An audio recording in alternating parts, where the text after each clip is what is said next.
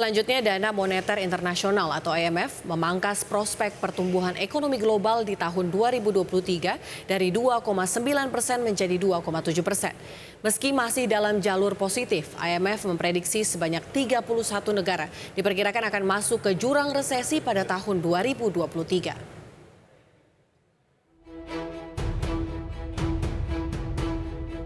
International Monetary Fund atau IMF memprediksi tahun 2023 sebanyak 31 negara diperkirakan masuk ke jurang resesi atau krisis ekonomi. IMF juga memangkas prospek pertumbuhan ekonomi global di tahun 2023 dari 2,9% menjadi 2,7%. IMF menegaskan bahwa terdapat sebanyak 45% negara dengan perkiraan data ekonomi kuartalan yang mengalami resesi atau 31 negara dari 72 negara yang perekonomiannya melambat dari PDB dunia. Di mana resesi adalah situasi yang terjadi ketika produk domestik bruto atau pertumbuhan ekonomi suatu negara berada di bawah nol atau negatif selama 2 kuartal berturut-turut. Jumlah negara yang akan mengalami resesi teknikal ini diprediksi IMF naik 2 kali lipat dibandingkan perkiraan Juli 2022. Meski tidak semua negara mengalami kejatuhan ekonomi, IMF memperingatkan terjadi perlambatan ekonomi yang akan membuat banyak orang di dunia merasakannya seperti resesi. Ada 3 faktor yang mendorong perlambatan signifikan di banyak negara tahun 2022 dan tahun 2023, yakni pengetatan pasar keuangan, perlambatan ekonomi China, serta efek rambatan dari perang Rusia dan Ukraina.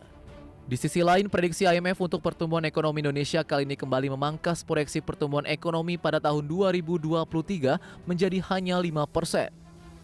Perubahan ini sudah ketiga kalinya dari April 2022 memproyeksikan 5,9% dan Juli 2022 sebesar 5,2%.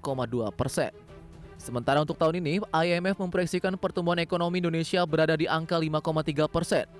Penurunan proyeksi IMF ini disebabkan gejolak ekonomi global yang hingga saat ini mengalami sejumlah tantangan yang bergejolak karena lonjakan inflasi di sejumlah negara, pengetatan kondisi keuangan di sebagian besar wilayah, konflik Rusia-Ukraina hingga pandemi COVID-19 yang belum sepenuhnya usai.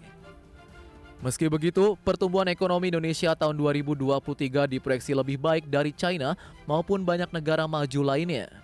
Bahkan pelaksana Dana Moneter Internasional Kristalina Georgieva saat bertemu khusus dengan Menteri Keuangan Sri Mulyani Indrawati di Washington DC Rabu kemarin menegaskan bahwa pertumbuhan ekonomi Indonesia sangat positif dan menjadi titik terang perekonomian dunia. Dari berbagai sumber, IDX Channel.